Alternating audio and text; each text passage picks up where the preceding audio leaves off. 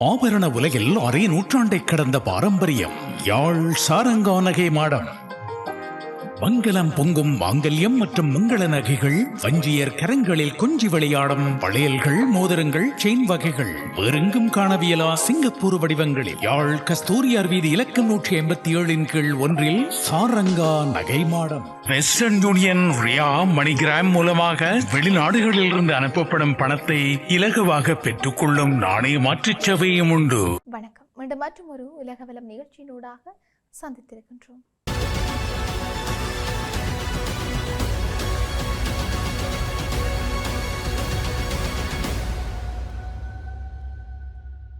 அமெரிக்க ஜனாதிபதி Donald Trump சவப்பெட்டிக்குள் வைக்கப்பட்டிருப்பது போன்று சித்தரிக்கப்பட்ட மிகப்பெரிய பதாகை ஒன்று ஈரானின் தலைநகர் தெஹ்ரானில் பொதுமக்கள் பார்வைக்கு வைக்கப்பட்டிருக்கிறதாக வெளியாகியிருக்கிற தகவல்கள் சர்வதேச அளவில் பரவலான கவனத்தை ஈர்த்திருக்குது. அமெரிக்கா ஈரான் இடையிலான அரசியல் மற்றும் இராணுவ பதற்றம் தொடர்ந்து தீவிரமடைந்து வர்ற நிலையில இந்த பதாகை இரு நாடுகளுக்கு இடையேயான விரோதம் மேலும் அதிகரித்திருப்பதை பிரதிபலிக்கும் புதிய அடையாளமாக பார்க்கப்படுகின்றது.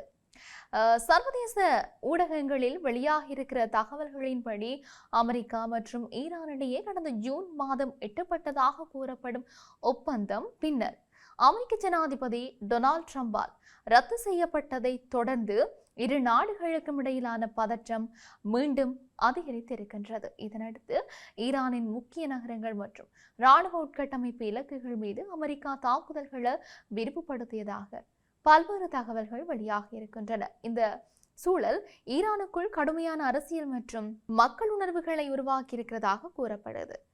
அண்மையில் ஈரானின் உச்ச தலைவர் அயதுல்லா அலி கமேனி உயிரிழந்ததை தொடர்ந்து புதிய தலைமை மதகுருவாக அறிவிக்கப்பட்ட முஜ்தபா கமேனி அந்த கொலைக்கு நிச்சயமாக பழி வாங்கப்படும் என்ற எச்சரிக்கை விடுத்ததாக சர்வதேச ஊடகங்கள் செய்தி வெளியிட்டிருந்தன.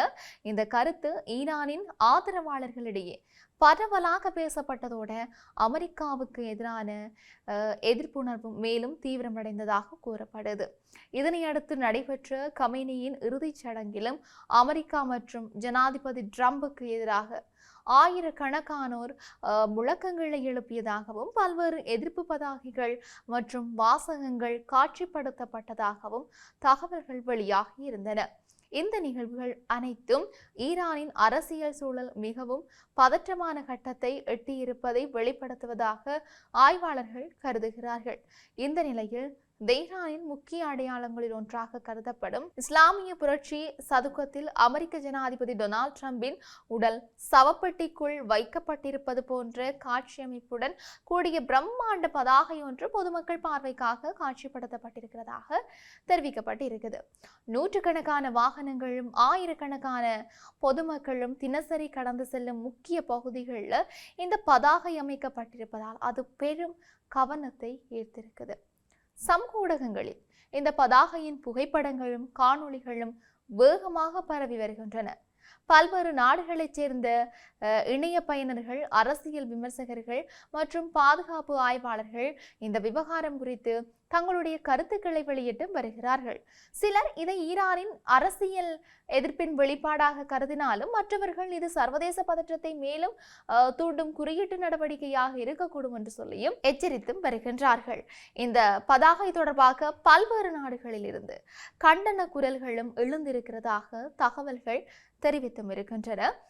அரசியல் தலைவர்களின் மரணத்தை சித்தரிக்கும் வகையிலான காட்சிகள் வன்முறையை ஊக்குவிக்கும் அபாயம் இருப்பதாக சில தரப்புகள் சுட்டிக்காட்டியுமே இருக்கின்றன. அதேவேளை சில அரசியல் ஆய்வாளர்கள் இத்தகைய காட்சிகள் நேரடி இராணுவ நடவடிக்கைகளை விட உளவியல் மற்றும் அரசியல் செய்திகளை வெளிப்படுத்தும் ஒரு பிரச்சார உத்தியாக பயன்படுத்துகின்றன என்று சொல்லியும் குறிப்பிட்டிருக்கின்றனர். அமெரிக்கா மற்றும் ஈரான் இடையிலான உறவுகள் கடந்த பல ஆண்டுகளாக ஏற்றத்தாழ்வுடன் தொடர்கின்றன. அணுசக்தி திட்டம், பொருளாதார தடைகள், பிராந்திய பாதுகாப்பு, கடல்சார் போக்குவரத்து மற்றும் ஆயுத குழுக்களுக்கு வழங்கப்படுவதாக கூறப்படும் ஆதரவு போன்ற பல்வேறு விவகாரங்கள் இரு நாடுகளுக்கும் இடையிலான மோதலின் முக்கிய காரணியாக இருந்து வருகிறது. அண்மை நிகழ்வுகள் இந்த பதற்றத்தை மேலும் தீவிரப்படுத்தி இருக்கின்றன. இருப்பினும் இந்த பதாகை அதிகாரப்பூர்வ அரசின் அனுமதியுடன் அமைக்கப்பட்டதா அல்லது குறிப்பிட்ட அமைப்பொன்றின் முயற்சியா என்பது குறித்து தெளிவான தகவல்கள் வெளியாகவில்லை. மேலும் இந்த விவகாரம் தொடர்பாக அமெரிக்க அரசாங்கம் அதிகாரப்பூர்வமாக கருத்து வெளியிட்டதா என்பதும் உடனடியாக உறுதிப்படுத்தப்படவில்லை. இதற்கிடையில் அரசியல் பதற்றம் தீவிரமடைந்து வரும் நிலையில் இருதரப்பும் மேலும் தூண்டுதல் ஏற்படுத்தக்கூடிய நடவடிக்கைகளை தவிர்த்து பதற்றத்தை தணிக்கும் ராஜதந்திர முயற்சிகளில் ஈடுபட வேண்டும் என்றும் பல சர்வதேச ஆய்வாளர்களும் அமைதி ஆதரவாளர்களும் வலியுறுத்தி வருகிறார்கள். இந்த சம்பவம் தொடர்பான தகவல்கள் தொடர்ந்து வெளிவந்து கொண்டிருப்பதால் அதன் உண்மைத்தன்மை, பின்னணி மற்றும் அதிகாரப்பூர்வ எதிர்வினைகள் குறித்து அடுத்தடுத்த நாட்களில் மேலும் தெளிவான தகவல்கள் வெளியாகும் என்று எதிர்பார்க்கப்படுகின்றது. இப்படி இவையொரு புறம் இருக்கு, அமெரிக்கா தன்னுடைய எரிசக்தி உட்கட்டமைப்பு வசதிகளை இலக்காக கொண்டு இராணுவ தாக்குதல் நடத்தும் பட்சத்தில் அதற்கு பதிலடியாக செங்கடல் வழியாக நடைபெறும் எண்ணெய் மற்றும் வர்த்தக கப்பல் போக்குவரத்தை பாதிக்கும் நடவடிக்கைகளுக்கு தயாராக இருக்குமாறு ஏமனின் ஹவுதி அமைப்பிடம் ஈரான் கோரிக்கை விடுத்திருக்கிறதாக சர்வதேச ஊடகங்கள் செய்தி வெளியிட்டிருக்கின்றன. அமெரிக்காவின் சாத்தியமான தாக்குதல்களை எதிர்கொள்வது தொடர்பான திட்டங்கள் ஈரானின் உயர்மட்ட அரசியல் மற்றும் பாதுகாப்பு தலைமைகளால் விரிவாக ஆராயப்பட்டிருக்கிறதாகவும் தெரிவிக்கப்படுகின்றது. இந்த ஆலோசனைகளின் பின்னர் ஈரானுடன் நெருக்கமான உறவை கொண்டுள்ள ஹவுதி அமைப்பினருக்கு தேவையான முன்னெச்சரிக்கை அறிவுறுத்தல்கள் வழங்கப்பட்டிருக்கிறதாகவும் தகவல்கள் வெளியாகி இருக்கின்றன. செங்கடல் பகுதி உலகளாவிய கடல்சார் வர்த்தகத்தில் மிக முக்கியமான இடத்தை வகிக்கிறது.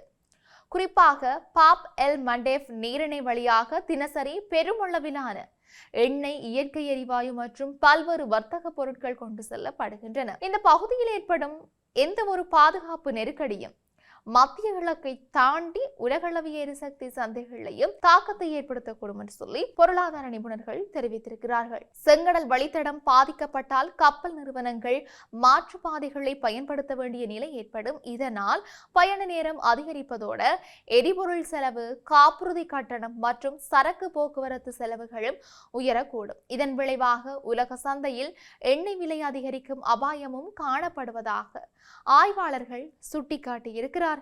கடந்த காலங்களில் ஹவுதி அமைப்பினர் செங்கடல் பகுதியில் பயணித்த சில வணிக கப்பல்கள் மீது ஏவுகணை மற்றும் ட்ரோன் தாக்குதல்களை மேற்கொண்டிருந்தார்கள்.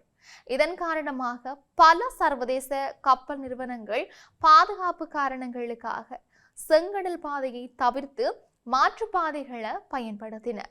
இந்த நடவடிக்கைகள் உலகளாவிய வர்த்தக சங்கிலியின் தாக்கத்தை ஏற்படுத்தியும் இருந்தன.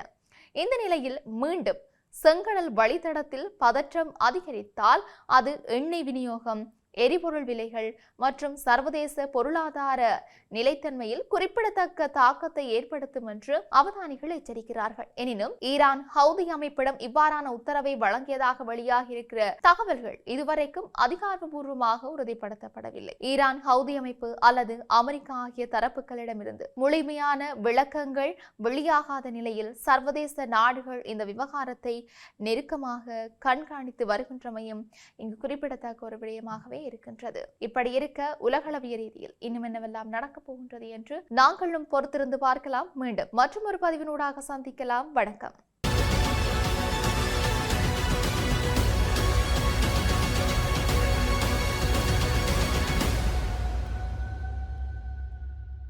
ஆபரண உலகில் அரை நூற்றாண்டை கடந்த பாரம்பரியம் யாழ் சாரங்கானகை மாடம்.